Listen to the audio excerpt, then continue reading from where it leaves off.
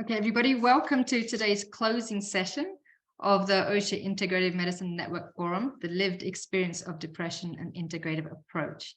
My name is Aterah Nusrat.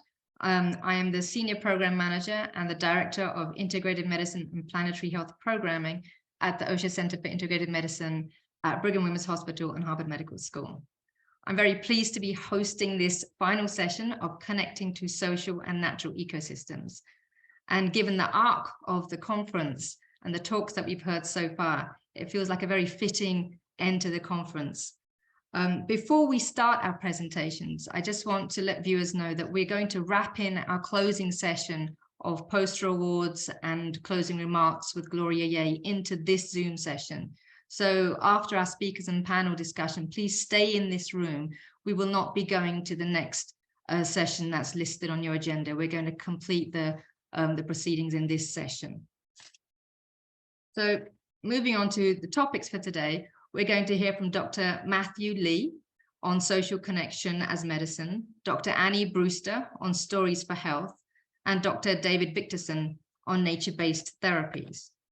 So our first speaker, Dr. Matthew Lee, is a professor of the social sciences and humanities at the Institute for Studies of Religion at Baylor University, as well as research associate and director of the Flourishing Network at the Human Flourishing Program at Harvard University.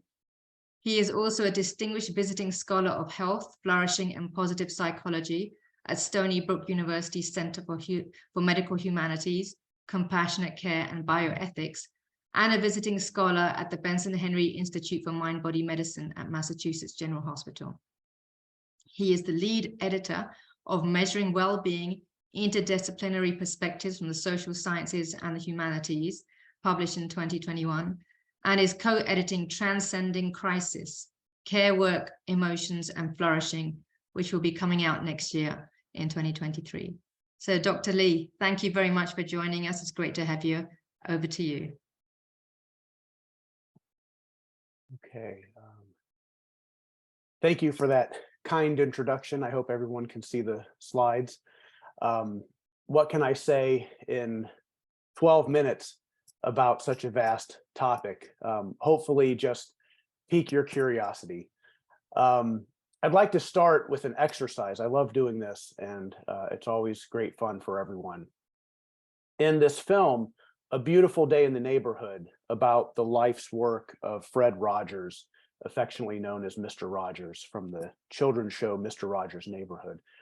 There's a disgruntled, rather cynical journalist venting at lunch, and Fred Rogers stops him and says, "Would you just take, along with me, 1 minute to think of all the people who have loved you into being? 1 minute, and I'll watch the time." And this is really the turning point in the movie, and I would like us to take this minute together to do this exercise. So if comfortable for you, close your eyes, call into mind at least one person or maybe several people who have loved you into being, and I'll start the clock now. So just think of the people, or at least one person, who has loved you into being. And just sort of call to mind in your mind's eye, what did this person do to nurture your growth, to help you flourish?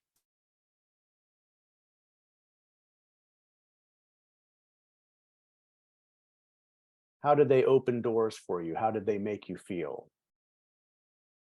And maybe spend a moment just feeling some gratitude for what this person did, for showing you how to love others into being. And maybe as we bring our minute contemplation to a close, just imagine that if this person or people knew that you were thinking about them in this way, that they would be happy, that they would smile. And so that's exactly 1 minute. And so I think flourishing is fundamentally about how we love each other into being and how we love our planet into being. And so when we think about how social connections are medicine, why are social connections so deeply healing? I think it's helpful to distinguish between meaningful stressors and meaningless stressors. And so there's some interesting research on natural disasters that finds that, contrary to what we might expect, oftentimes natural disasters can release survivors from what writers have called the social disaster of daily life: alienation, loss of identity and dignity, meaningless stress, into a deeply compassionate and meaningful paradise of unbroken solidarities. So it's interesting that sometimes when the flood waters recede or they're rescued from the building they're trapped in during an earthquake, people don't really want to go back to their daily lives. We know that stress is a leading cause of death and illness. And we know that the social organization of our lives is a leading cause of stress. Someone told me that heart attacks increase by 20% on Monday morning as people leave the weekend and head back to work. And so what is it that happens during these natural disasters that changes how we have organized our society in ways that promote disconnection and alienation? And what people find, not in all cases, but in many cases, is that during a natural disaster, our sense of shared purpose is very clear. We need each other. You need me, I need you. And we don't have any reason to use the normal playbook that guides our lives in these moments. And so this is why these unbroken, paradises of unbroken solidarities sometimes emerge in these natural disaster settings. So if we think about flourishing as involving the integration of individual, organizational, communal, planetary, and spiritual dimensions of what we would call life-affirming forms of well-being in ways that promote well-doing, where would we expect to find high levels of flourishing and low levels of flourishing? On which side of this fence might we expect more flourishing? Well, it depends on what domains we're attending to. There are variations across domains. Some are more about material well-being, others about social, others about spiritual well-being. And so we wouldn't necessarily find that all domains are equally realized on both sides of the fences, or that one group is uniformly higher in flourishing. In fact, what our research has found, and it's I wouldn't say definitive yet, we've launched a larger project to try to confirm this, is that oftentimes it's in situations of material deprivation that we find much higher social and spiritual flourishing. And so having your own sort of private pool on your balcony might just be a symptom of alienation and senseless striving. And so we could ask a different question: where are people most alienated from themselves, others, nature, and the sacred? And when do people feel fully alive and empowered to care for each other? Or, in the words of a student in a very affluent public school district in the United States, like lifeless bodies in a system?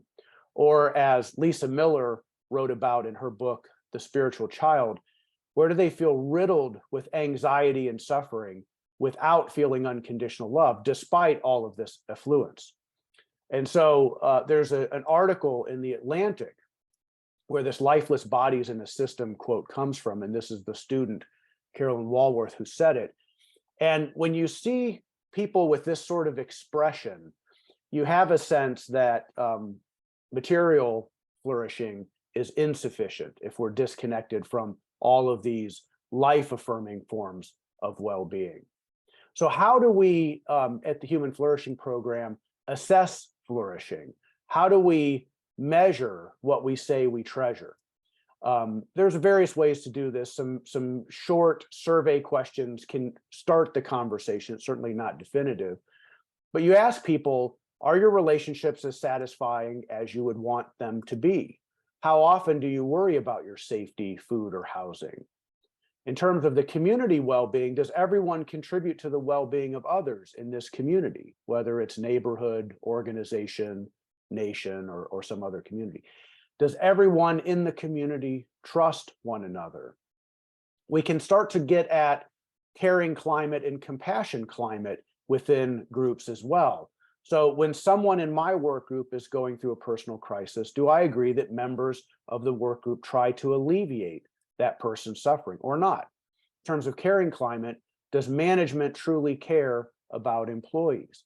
So these are just examples of how we might start a conversation about flourishing using some pretty short and easy to answer survey questions. The results predict a lot of other things like burnout and engagement and whatnot.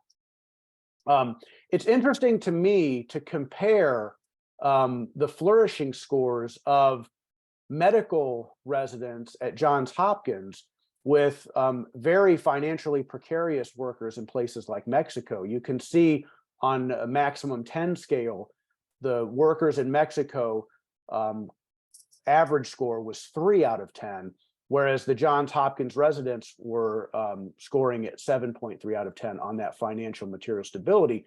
And yet for example, mental and physical health domain is so much lower at Johns Hopkins than all of these other groups. And in fact, among the Mexican sample, it was 9 out of 10.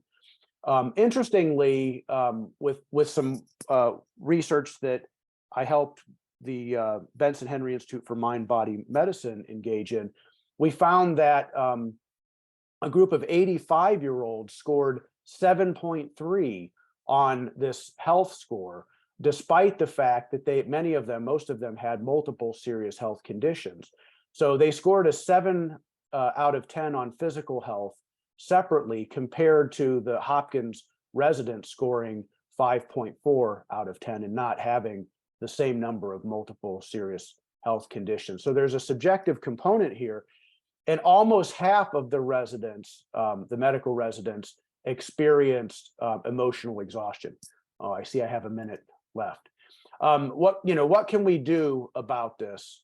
At the Medical College of Georgia, my friend Bill Pearson walked first semester medical students through a learning community that was designed to address burnout, reduce burnout, and increase well-being. You can see the sort of national average indicated by the star. Each of these dots represents one of these now smiling students standing here with Bill. And after experiencing this learning community, you can see the shift away from burnout and low well-being in the lower right quadrant to higher well-being and lower burnout in the upper left. So there are things we can do about this. I want to get to my last slide before I run out of time. Love, I would conclude, is in fact the most practical thing in the world, and social connections heal even in the absence of cure. There's a great book called Compassionomics, which some of you might be familiar with, that showed in a randomized controlled trial that was designed to understand the impact of compassionate palliative care training. And they expected that the treatment group who received the compassionate palliative care would be more satisfied with their care. What they found they didn't expect was that these people live 30% longer than the control group. So they were literally surviving on love, care, and compassion. So social connections heal even in the absence of cure, and I'll stop there. Thank you.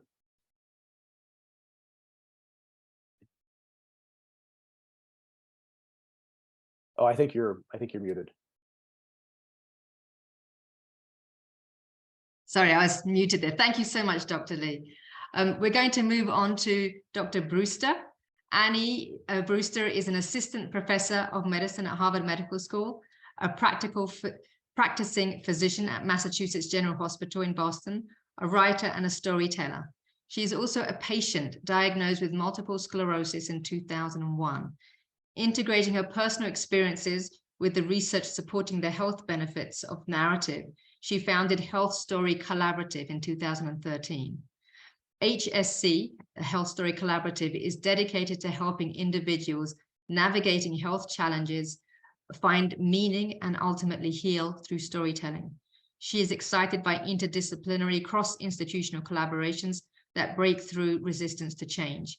And she is the author of The Healing Power of Storytelling with Rachel Zimmerman. So Dr. Brewster, thank you so much. Handing over to you. Thank you so much, Aterah. I'm very happy to be here.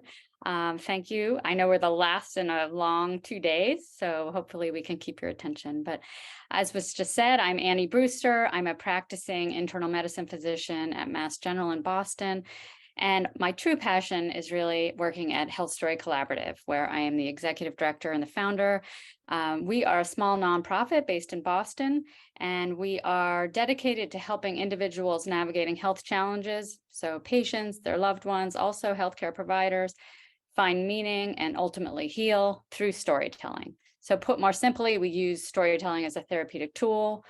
We have a very broad definition of illness and healing, illness being sort of any imbalance in spiritual, psychological, or physical well-being, and healing is sort of moving back towards balance.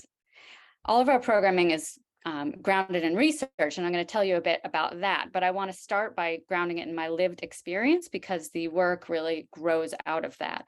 So I have been on both sides of the healthcare setting as a patient and a doctor in medicine. And so I'd say most fundamentally, my work with storytelling is a response to what I feel is broken in the system. So as a doctor, I started in primary care. That was in the early 2000s. I went into it because I really wanted longitudinal relationships with my patients, to know them well, to be a guide to help them in the process of healing. And I felt really beaten down by the system just because it's so time compressed, really driven by economics more than relationships. And I felt like from the beginning that I really did not have time to sit with my patients and listen to them as they deserve to be listened to, and really witness their stories and really be on the healing journey with them. So I started to feel then, how can I make this better? I think what made me the most sad was that I felt like the system almost pits patients and providers against one another. So what is supposed to be a therapeutic alliance becomes one of antagonism because we have different demands upon us. Patients aren't getting what they need. They're rushed. They're not feeling seen, heard, understood. Understandably so. I've been on that side. And then the doctors are feeling rushed, more burned out than ever these days, in part because they can't be there the way they really want to be for the patients. So the system's really broken. I knew I wasn't going to be able to fix what happens in the exam room or lengthen the visits, though I think they should be longer, but the wheel started turning of how can I create something outside of the exam room to make things better. But then sort of on the same, on a parallel track, but sort of at the overlapping time, I was navigating my own illness journey. And I think that was actually even more formative for me. So I'd never really understood what it meant to be on the patient side. And what I learned when I got a diagnosis of MS is that it really caused me to have an identity meltdown of sorts. And I'd never thought as a doctor about how a diagnosis really changes one's identity. We sort of, as doctors, sometimes think we're there to solve a mystery and come up with the diagnosis, deliver it, come up with a treatment plan, story over. As a patient, I really learned that's when the story begins. You don't walk out of the room having been told you have a chronic illness or a life-changing diagnosis and accept it all at once. It's really a long process. And for me, I really had trouble integrating that into my identity. I rejected it fully at first. It went against everything I thought of myself as a person. Naively, I sort of, till that point, had thought I can sort of persevere my way through any challenge. And I had been an athlete, and all of a sudden I had this disease with no cure. I felt ashamed. I felt broken. I felt that people would judge me or think less of me. And I think I was afraid that it would consume my entire identity and become synonymous with me. And I was terrified of that. But what I learned over time is that in order to move forward and heal, I actually had to integrate this into my identity as a part of me, but not all of me. And storytelling really helped me to do that. First, sort of gradually starting to tell my own stories and realizing that actually it had the power to help other people because people felt alone if they were going through a similar journey. And also when I was on the early in my diagnosis, really feeling like I wanted to hear stories from others, but I didn't feel ready to go to a support group because I hadn't stepped fully into owning that diagnosis yet. But I was really yearning for stories, not just media sound bites, but sort of true narrative arc, not necessarily of cure, not all rainbows and butterflies, but how do people face these challenges and move forward and make a life for themselves. But I couldn't find those. So I started to actually record stories myself. This was about in 2009. I was very lucky because I had a connection and worked at the public radio station at the time and started a series called Listening to Patients. And that was really the beginnings of what became Health Story Collaborative, which is the nonprofit that formally came to be in 2013.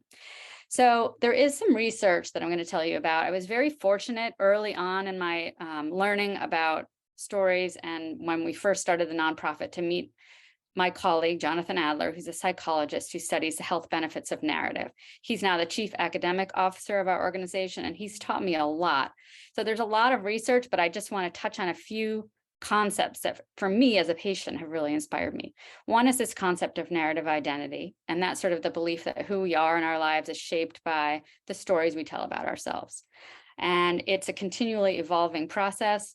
It turns out the stories that sort of form the scaffolding of our identity are the turning point, low point, high point, big turning point moments in our lives. We don't necessarily construct stories about what we had for breakfast, but we tell about the things that happened to us that change us, and receiving a diagnosis is one of those moments. And it's fluid, it's never stagnant. In any given moment, our narrative identity is sort of how we're reconstructing the past, how we're perceiving the present moment, and how we're imagining the future.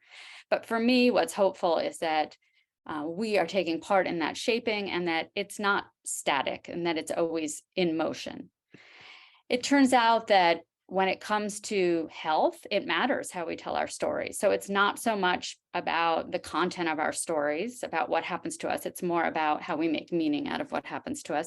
And in fact, about the themes that show up in our stories. So we can't always control the events of our lives, right? We get a diagnosis, we didn't want it, but how we tell the stories actually does matter when it comes to our health.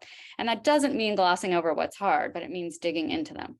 So in this social science body of work, and it's quite robust, turns out that there are certain themes that are linked to positive mental health. And I'm just going to mention them quickly because I think it helps us all to keep in our minds, either in our own stories or when we're helping other people tell their stories. So the more we see these themes of agency in stories, that's being in control to some degree, not just being batted around by fate, that is linked to positive mental health. Communion, so themes of togetherness, connection, the more that shows up in our stories, that is linked to positive mental health. Redemption, that's when elements in a story start bad but turn good. Our culture is very obsessed with redemption. We don't always have to be redemptive. No story is completely redemptive, but there can be redemptive threads that we look for. The flip side of that is contamination. So in our stories, if we see good things that start good and turn bad, that's bad for our mental health. And then another theme of coherence, which is just the process of going through, of taking all the little stories in a given point in time and making a coherent story that makes sense to us and makes sense to others. Going through that process is really good for our mental health. And then accommodative processing, which is my favorite, which is when things happen to us, we have to somehow make sense of them. If it's a small thing, we can do what's called assimilative processing, which we just sort of fold it into our existing story. We assimilate it. When it's a bigger thing, we can't do that. We have to go through this accommodative processing. And that's about meaning making. It's about thinking about the hard parts. And it makes us change our stories and rewrite our stories. And that is also good for us. So our work at Health Story Collaborative is really grounded in trying to pull for these themes, remembering that all stories have a mix of all these different themes and not fully, but we ask questions, we don't necessarily name them, but to help people explore and develop these themes in their stories. Just want to mention really briefly some studies that link directly to mental health. One is the first study I ever saw by John Adler, which actually followed psychotherapy patients over time. And it asked them to write a narrative at the beginning before they started therapy and to take a mental health assessment. And then after each session over 12 weeks, they did the same. And what they saw is that the theme of agency increased over time in the stories, and mental health also improved. But what was very interesting is that agency, the changes in agency came first. So what that suggests is that we can change our stories in order to actually improve our mental health. And again, that doesn't mean glossing over everything. It means digging into them. It's also a resilience factor. So there have been, John Adler and colleagues looked at longitudinal studies over time and found that higher levels of some of these themes, agency, communion, redemption, resulted in improved mental health, and it persisted over time, and even in the face of having a stressor. So about half of the subjects in one of the studies got a physical health diagnosis that was serious, but their mental health maintained. So it's a resilience factor. So I just want to leave you with two thoughts, really. One is John Adler always says this, that you're both the narrator and the protagonist in your story. So sometimes we forget this and we think that we are merely the main character and that the story is just sort of happening to us.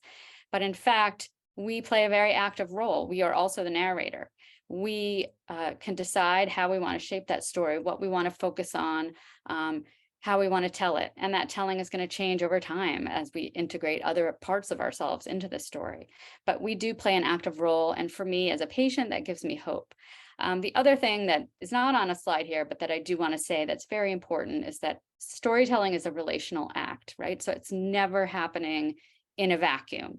And I think that's really important to remember, that when I tell you my story, how you react to it may change my story the next time I tell it, maybe just a little, but it may. And you hearing my story, it might change your story a little, and so on. And we're in this constant dance with each other of impacting one another's stories.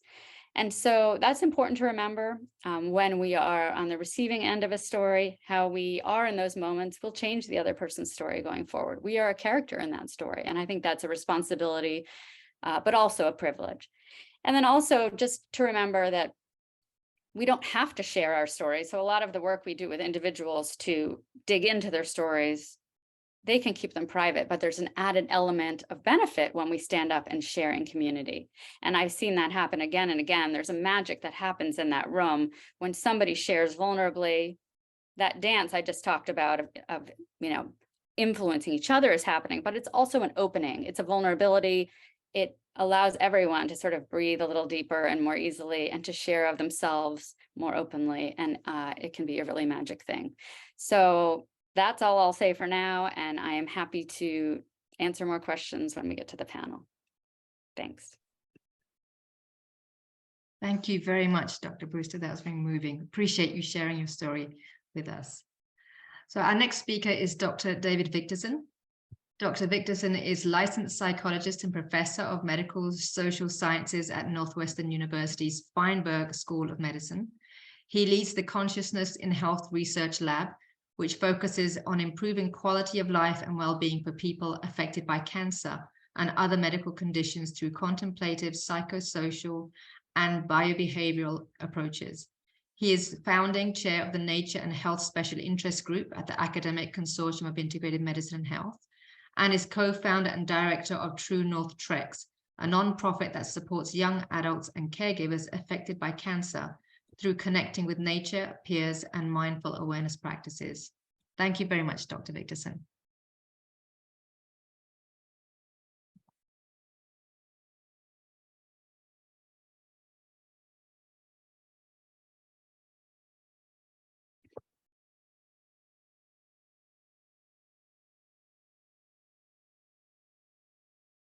Okay, you're currently muted, Dr. Victorson.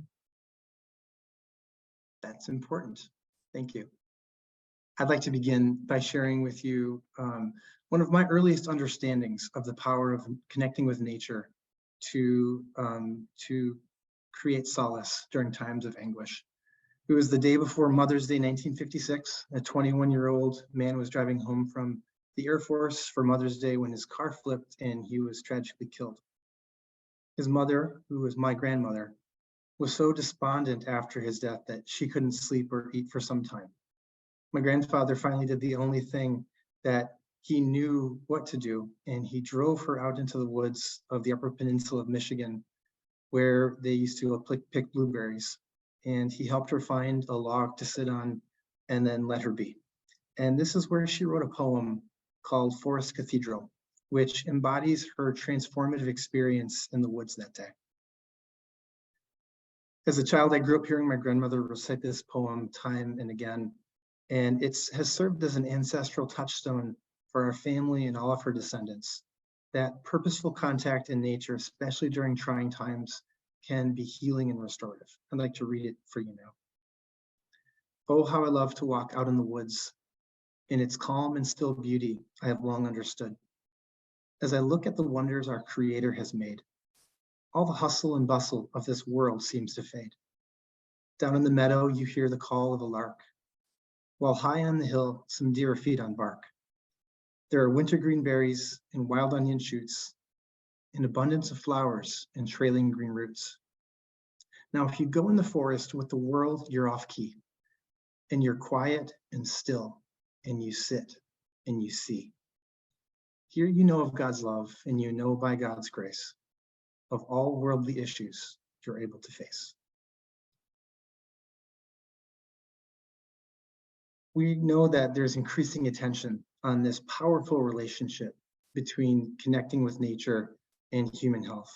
In fact, a growing body of research suggests that different forms of nature contact can confer a host of positive health benefits that span cognitive, affective, social, physical, behavioral, and biophysiologic. We know that connecting with nature can also foster certain ecologic sensibilities and prompt us to want to safeguard the well-being of Mother Earth herself. There's a theory called biophilia, which suggests that as human beings, we are hardwired with an innate affinity for meaningful contact with nature. There are also theories to try and better understand why our connection with nature is good for us. One that I wanted to highlight today is called attention restoration theory. And this theory suggests that there are four main processes happening when we're in outdoor environments. One is it facilitates a clearing of the mind, where negative thoughts and worries are allowed to pass. Secondly, it provides an environment where we can recover from the mental fatigue of our day-to-day lives when we're in other environments. Third, it can prompt soft fascination, which is this gentle yet stimulating connection to new things that we're seeing. And fourth, it can also allow for greater reflection and restoration inwardly and outwardly.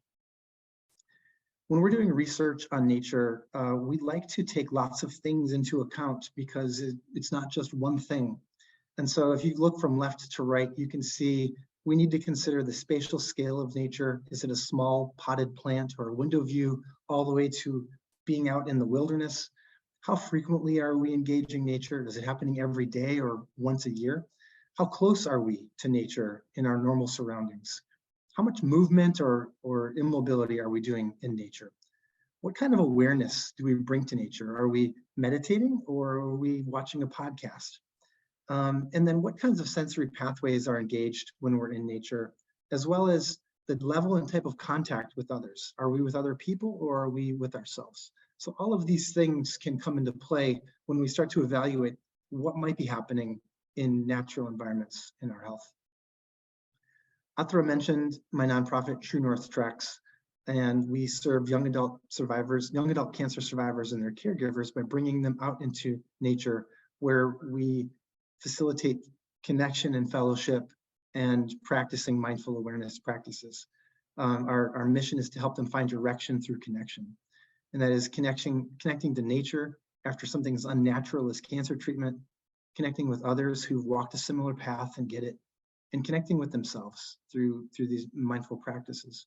And we've been collecting data since our initiation in 2009, and in 2021 published this paper on our outcomes data that looked at pre to post findings from surveys and even some biomarkers of inflammation on the impact of participating in this.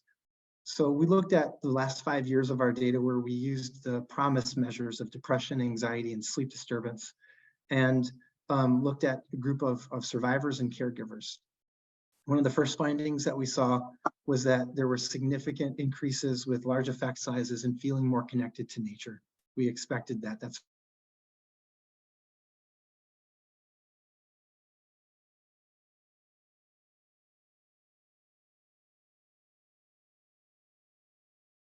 We're just waiting to see if David Victorson's audio comes back on.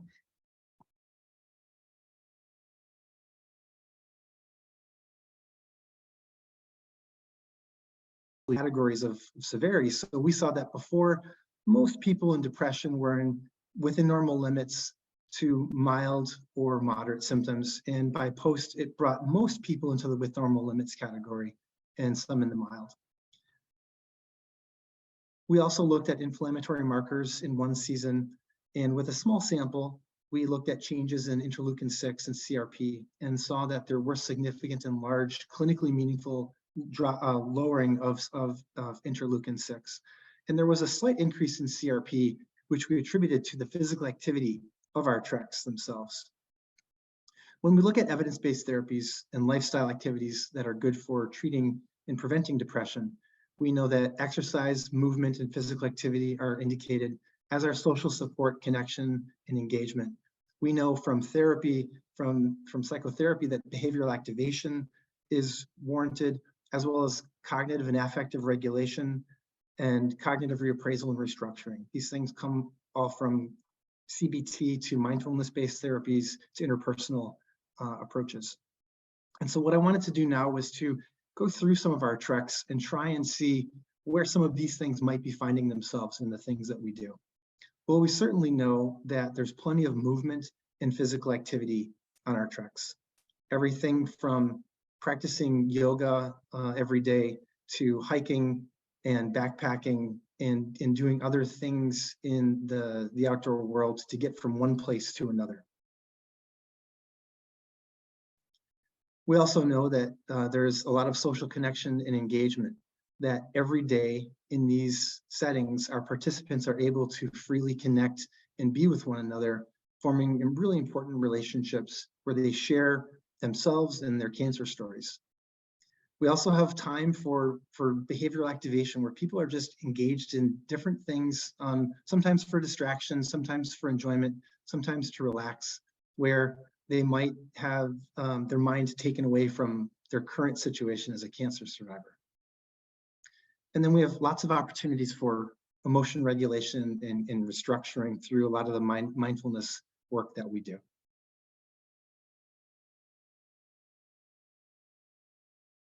And then lastly, I'd like to close this piece by also considering nature itself as the grand holding environment, extending on Winnicott's notion of the holding environment for optimal child development.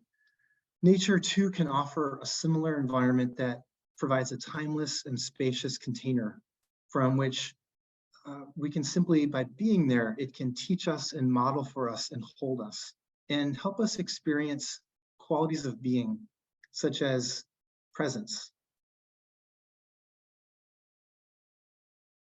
or patience and slowing down, impermanence, in that no one section of the river is ever the same. And with that impermanence, constant images of rebirth and emergence. It can bring clarity. As one participant said, this experience has reminded me that nature calms me and helps me see things in such a raw, real manner. I realized how much I love connecting with the outdoors, even dirty and smelly. There is something so pure and peaceful about the quiet of the river. Messages such as letting go and letting be, all over the place.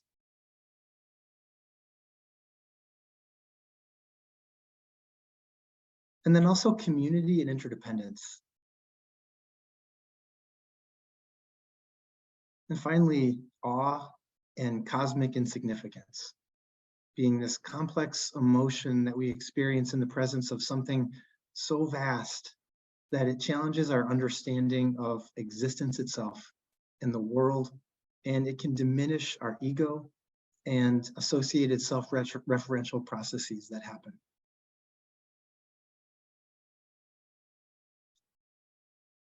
And so in some, spending time in nature can serve as a powerful holding environment from which we might move our bodies, connect with others, reflect and question, reappraise long-held assumptions and beliefs about ourselves and the world, and be taught basic foundations of being. More work is needed to better understand why and how this happens, as well as to make sure that it is accessible to everyone. Thank you.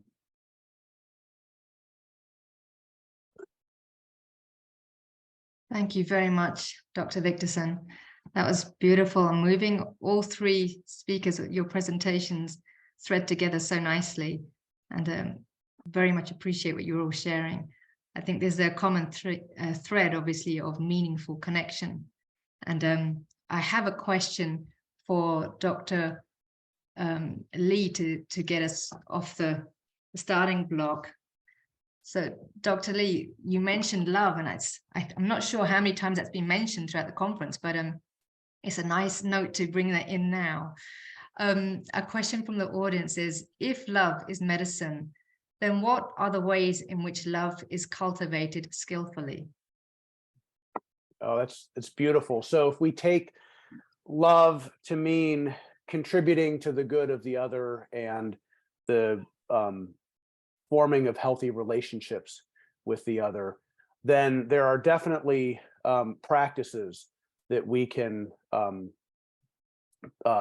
use to develop our skills. So one, I really like this book, Everybody Matters, about this business corporation called Barry Waymiller, and the CEO stresses listening. And so they teach listening skills. He says you can't just tell people you have to care about each other, but you can give them the listening skills so that caring emerges. And so he points out in our education institutions, high schools and whatnot, you have a speech class and you have a debate team, but you don't have anything on listening. And so what are we training? We're training how to manipulate people through kind of sophistry. We're training how to dismantle someone else's arguments through debate. But when do we actually learn how to listen skillfully so that we can come to care about others? And so I think that, listening is really a great foundation for these two aspects of love that I referred to, contributory and unitive. So that would be one starting point. Wonderful. That's very practical advice, and I think we could all use that advice. So thank you so much. And Dr. Brewster, we have a question for you. Are there differences between oral storytelling versus written storytelling, especially as it pertains to depression? I don't know that there's a fair amount of research on those differences and comparing them. I can say that we have done it both ways in our organization when we work with people. We've done a lot of just oral audio recording for stories. But our main program now, where we do these live storytelling events, healing story sessions, where we have a narrative guide that helps people write sort of 2 prompts that pull for these themes we're talking about. And we go back and forth a lot on multiple rounds of edits. We do that mostly in writing, but we've also done it in groups where people are not able to write. We've done it with people who are illiterate, and we've just done it in spoken word. And we have used the same guide. We've had conversations, we've recorded them, we've gone back and forth and done sort of editing that way. I don't have data to say, did it make a difference if it was one way or the other? And I don't think there is a lot of data on that. But I think it can be done any which way. And it does not have to be in writing. And I also say that when we do it in writing, people don't have to be sort of a writer. Anyone can do it and go through the process. Right. And I also appreciated how you said that you don't actually have to share your story. It's your own process of going through the narrative, which is important. That's what's healing. Absolutely. Yeah. So, Dr. Victorson, we have a question for you. As we think about the global lived experience of depression, is the purported effect of nature therapy unique to the US population, or is this something more generalizable worldwide? I don't have an empirical answer to that, but having lived in different countries and having connected beautifully in nature with people in different cultures, I can only imagine it's a universal experience. I don't know why we would have necessarily a North American or a US monopoly on the benefits of nature for depression. Mm-hmm. So I also want to just connect what you all have said to one of our earlier panels. So we had a very full panel on the contribution of faith communities to the treatment, management, understanding of depression. And well, we had Christianity, Islam, Judaism, Jainism, Sikhism, and I may be missing another, Buddhism. All of them have room for depression and healing in that context. And one of the main things that was coming out as a thread is obviously connection and spiritual connection and social connection to actually hold people in that. And there's a sense of having some spiritual context as a precursor can alleviate the experience and feelings of depression. Can you speak to this in relationship to social connection as medicine, Dr. Lee? Yes. I don't know that I can do it in the next 2 or 3 minutes effectively. My feeling is that all of the wisdom traditions of the world are pointing us towards shalom, which is sort of a right ordering of relationships. So peace and harmony are a byproduct of getting rightly ordered ourselves and then relating to others in right relationship. And those others include the created world. And so I think it helps us to live, there's this book, the title is Above the Line. It helps us to live in humility and love above the line rather than pride and fear below the line. And so how do we learn that? Rumi said the way of love is not a subtle argument. The door there is devastation. What does that mean? Well, he points to birds. Birds make great sky circles of their freedom. They fall, and in falling, they're given wings. Well, that comes out of a tradition. It comes out of the mouth of Rumi, but it comes out of a tradition that provides the kind of mental and social scaffolding that allows human beings to think such thoughts and express them. So, so the answer is yes, I guess. Absolutely. And David Victorson, I just wonder if you could speak to that. One of our earlier panels, there was little mention of indigenous spiritualities, and I was thinking of that in relationship to connection to nature, where indigenous perspectives often include the connection with nature as spiritual in and of itself. So just wondering if you could speak to that as well. Sure.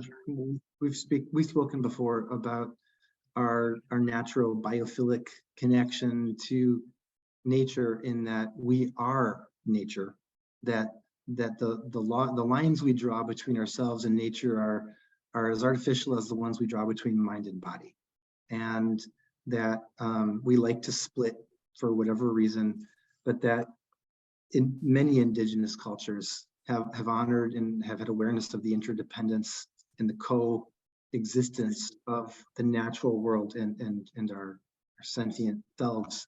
And so part of this connecting to nature, part of this, Annie used the word redemption, with nature, is bringing ourselves back to that mind and heart space of seeing nature as just an extension of ourselves, or us as an extension of nature. And only then can we, and we've learned this from many indigenous and native groups, that only then can we really begin to not treat nature as something for transactional purposes or as something that we cause harm to, but rather we would treat it no differently than we would our own arm, and we wouldn't hurt ourselves in that way. And so that's where healing and reparation and redemption can come from. Wonderful. And I actually have a follow-up question for you, David. Hang on a second, I just want to make sure I've got it. Is there any evidence that service to nature, such as environmental volunteering, has a therapeutic benefit? There are some published sources, and I cited one that talked about how being in nature can foster greater ecological sensibilities and make us want to care for Mother Earth more. In terms of doing service in nature, we know that from the fields of volunteerism and service learning, there's, and then extending that to being compassionate towards others. We know that there are health benefits towards acts of compassion. And so I'm not familiar with the nature, piece of that, but I can only imagine that it would extend into doing good for the earth and the natural world and the planet. Could only, being compassionate towards that could only have a bidirectional effect and be good for us as well. Right. I mean, again, in one of the earlier panels, they were speaking about how if you're doing harm to the world, to other, then that's also going to have harm to yourself. So there's a bi-directional relationship, as you said. Dr. Brewster, I have a question for you. There are some dance therapies in which one narrates one story in a dance. Do you see parallels in this to storytelling? Absolutely. We actually do work a lot with the arts as a form of storytelling, that it doesn't have to be in spoken word or in writing. It could be through any sort of artistic expression. I've had debates with Jonathan Adler, my colleague, about this, of sort of, does everything at some point have to be, even if you're dancing, put into some sort of narrative framework to sort of fit into this research? And historically, he said, yes, it's sort of at some point we have to have a narrative about that. But I don't think that's always true. And I think I just read a really interesting article about how, there are some types of pain that we go through that we can't put into a narrative structure. And that is where I see we dance or we paint and we don't have words for it yet. And maybe that's moving us towards having those words, or maybe it doesn't even matter. And it's a form of sharing that story and getting it out there. So most of the research I talked about is sort of about this narrative framework. And, we've thought about arts in the past as, you are expressing something that has that narrative framework. But I do think there are moments when we can't do that. And I think it can just be the value of artistic expression, for sure. And that's in the bodies, the somatic experience of Absolutely. that. Absolutely.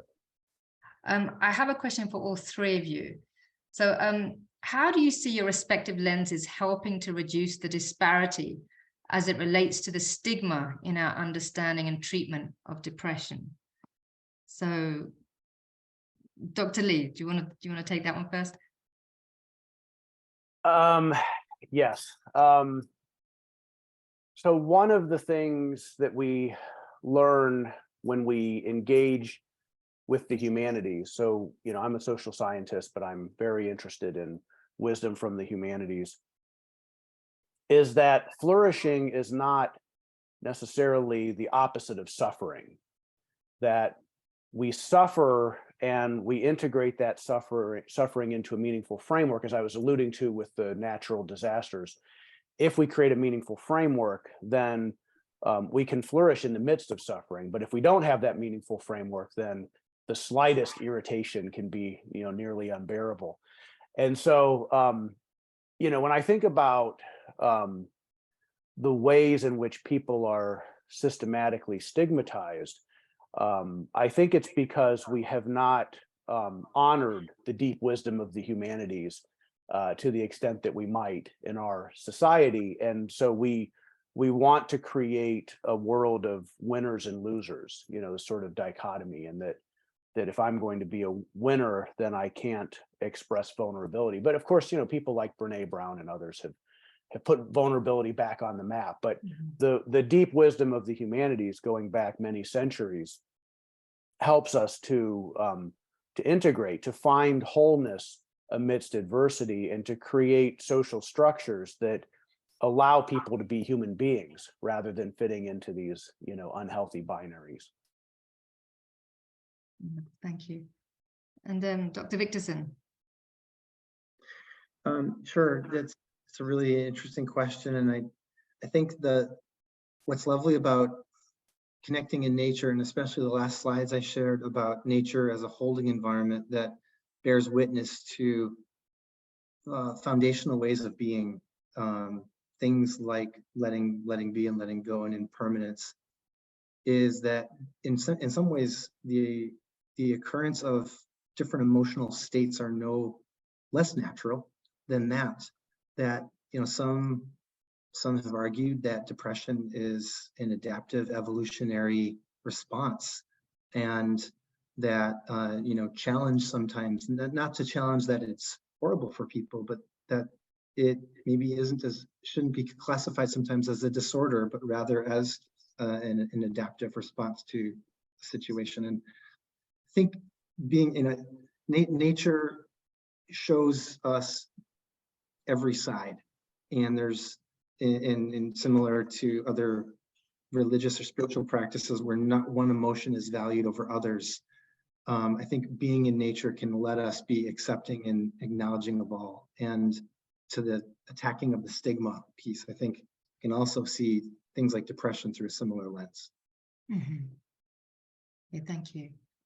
And Dr. Brewster, your take on this? Yes, I'd say absolutely. Standing up and sharing your story. In the sharing, I think we can decrease the stigma, because then we are less alone. Other people hear it and feel less alone. In this area of research, there is this concept of that we all have our own individual narrative identities, but we live in this broader web of sort of dominant cultural narratives, and they're called master narratives in the research. And so there are master narratives that, maybe can be stigmatizing against depression, but we move that needle, and we can use stories for social change, one story at a time, by having more and more people share sort of their full human experience of someone living with depression. And we challenge those master narratives. So for instance, it's not about depression, but one project we have that relates to social change is called the Opioid Project, Changing Perceptions Through Art and Storytelling.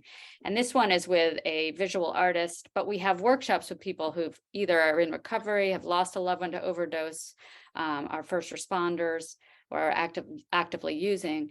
And we collage with them, she collages with them, we collect their stories, and then we have community-based shows.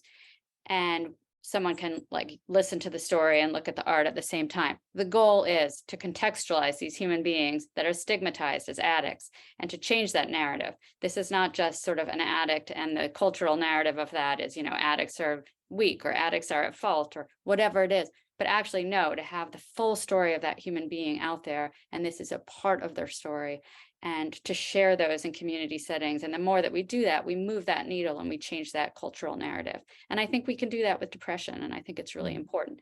And I'll say, it is empowering individually to stand up. And I can say this from my own experience of having shame about my diagnosis. In that sharing, just for my own self, I stepped into it more. I felt less ashamed. And I think there's something to that the more we can stand up and say, this is who I am, I think that's really important.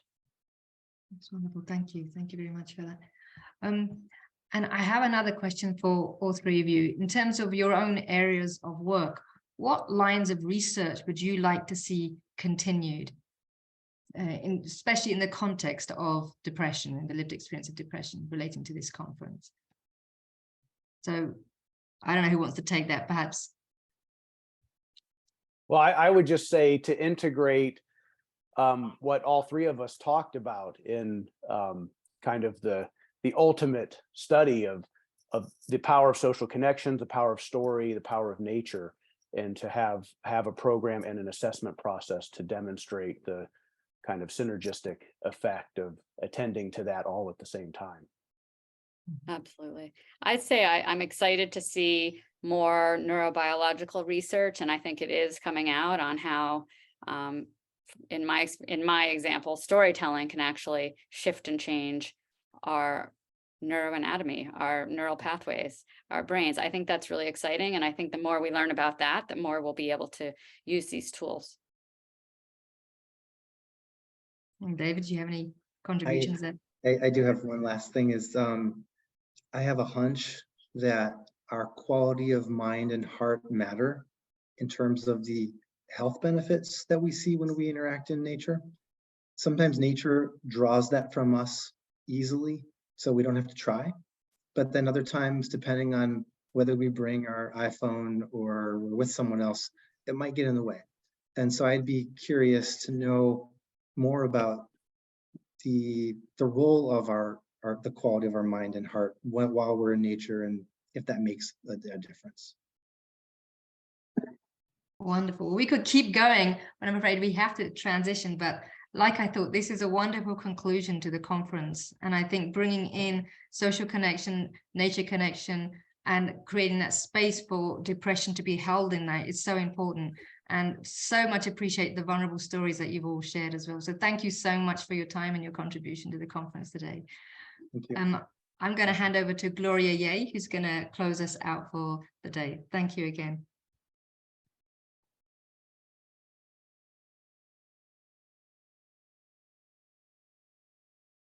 All right. Hello, everyone. So I'm just going to share my screen real quick here.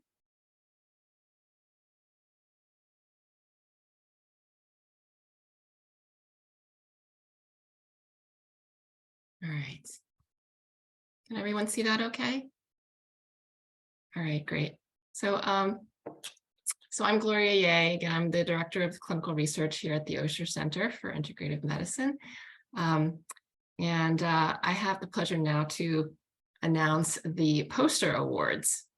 So Dr. Wayne, this morning showed our network maps and described our center as a center without walls with a mission to connect the community in integrative medicine. And so that includes the research community. So our network forum abstracts are really an important platform to showcase some of this research. So this year we had a mix of submissions, many from trainees and junior researchers, but also more senior investigators. And then, many from our local community within Harvard, but then also some from outside of the Harvard system as well. So we had three categories: clinical research, basic translational mechanistic research, as well as educational initiatives. To be eligible for an award, you had to have submitted the 1-minute video that describes your poster. So we have first and second place awards for each category, with a $500 award for first place and $250 for second place. So let me go ahead and announce these. So first, I'll say the clinical research, in the clinical research category, second place goes to Reed Anktil from the Massachusetts General Hospital, exploring the relationships of resilience and depression with physical symptom bother among older adults. Congratulations. For first place in the clinical research category, that goes to Weidong Liu from the Dana-Farber Cancer Institute for his poster on the effect of acupuncture on quality of life in breast cancer patients undergoing endocrine therapy. In the basic translational research category, second place, we have Alexandra Graciani from the Federal University of Sao Paulo in Brazil for his poster Impact of Aerobic Exercise on hippocampal myelin sheath oligodendrocytes and neurons of aged rats. And then first place in this category goes to Helen Horan from Dartmouth College for her poster on mindfulness, interoception, and the body, neural mechanisms of change underlying mindfulness-based stress reduction. And then finally, in the educational initiative category, second place goes to Joseph Rosansky from the Cambridge Health Alliance on his poster evaluating the population-based mindfulness approach to primary and secondary prevention of mental health disorders. And then first place to Ina Meng and Kareem King from Harvard Medical School for their project, The Small Steps Healing Project, a community-centered approach to traditional healing in Boston. So congratulations to all of our award winners. You will be receiving an email from us that will give you a certificate as well as some instructions on how to claim your award. All right, so one second, I'm sorry. Okay, so now I have the honor and the task actually of some concluding remarks and some reflections on our conference. It's been a really humbling 2 days, so much rich information and dialogue over the past 2 days. So I thought, how can I possibly summarize all of this? So what I'm going to offer is really some simple yet profound for me things that I learned and inspired me. So I'm really going to sort of pan out from a very 10,000-foot view and look at these very basic sort of takeaways that I had. All right. So the first is that depression is a global issue. So I think that Dr. Patel, this morning or yesterday morning in his talk, gave the figure of 350 million individuals worldwide with depression. And compared to other health conditions, the world statistics on improvement of depression have really stayed relatively flat. So there's really no better time, than now for us to take stock in where we're at. So one of the advantages of our virtual platform for this conference was the ability to engage a really wide audience. And I think, a last count of over 800 registrants that was represented by over 40 countries. And so that really was inspiring to me to think that we may have planted some seeds to see how we can move forward together with a better understanding of depression and facilitate an integrative approach.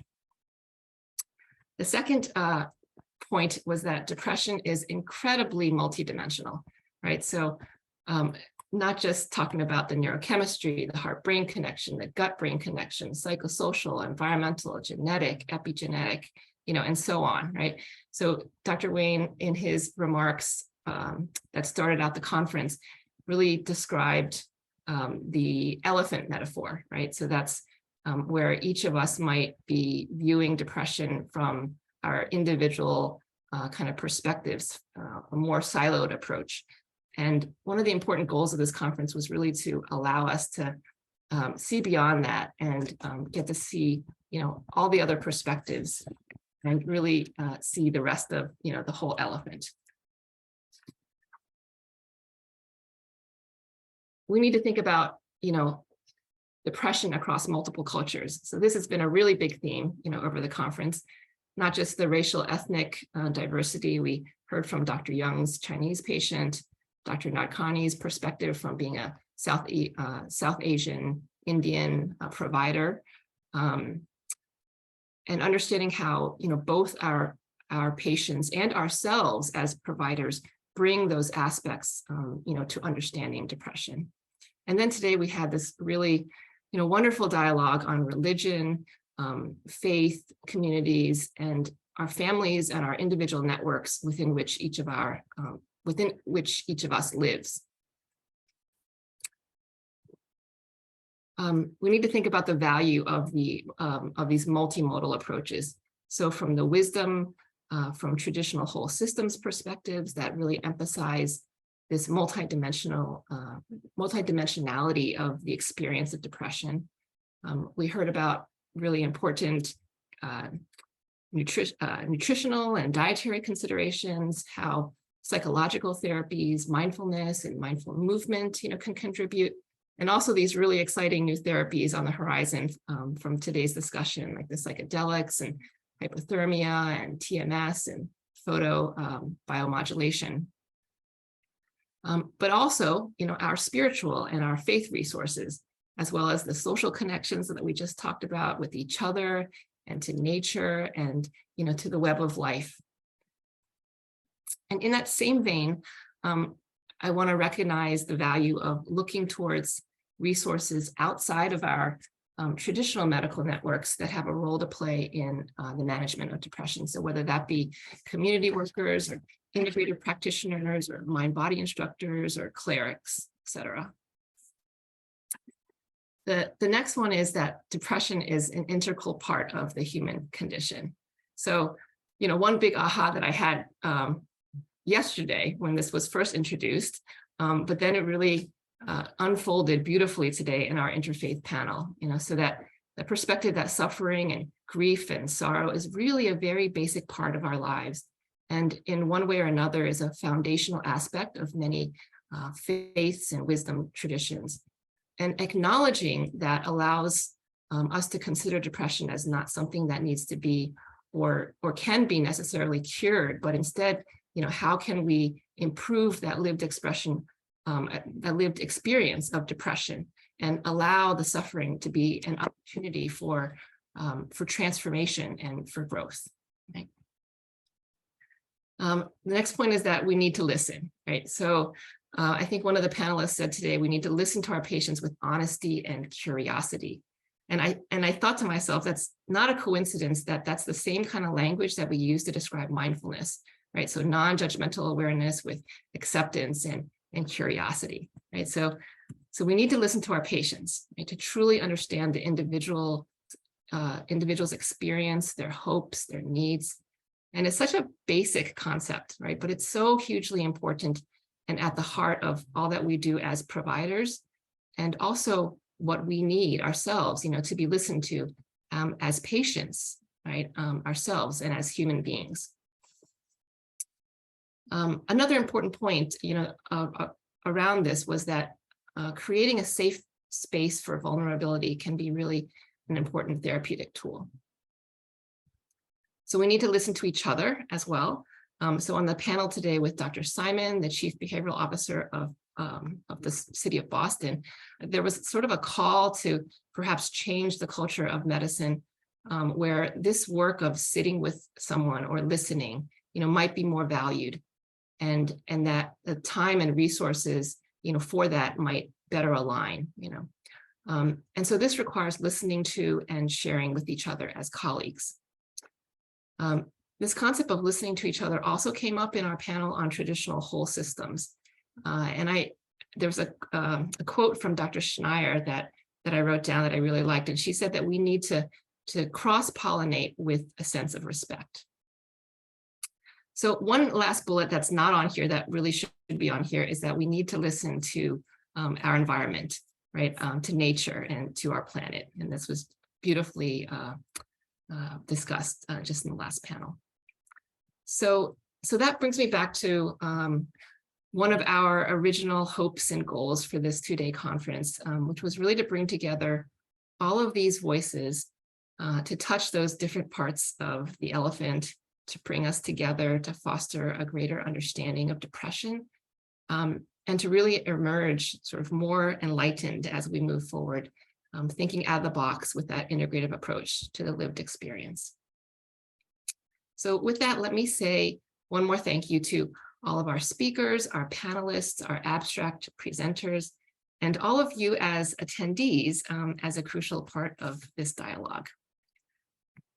A final reminder that there are still actually 3 online network sessions that are available to those who want to connect, 4:45 to 6 o'clock, and you can access this on the platform, and there will be 3 of them, one on planetary health, one on mind-body medicine, and one on acupuncture and traditional Chinese medicine.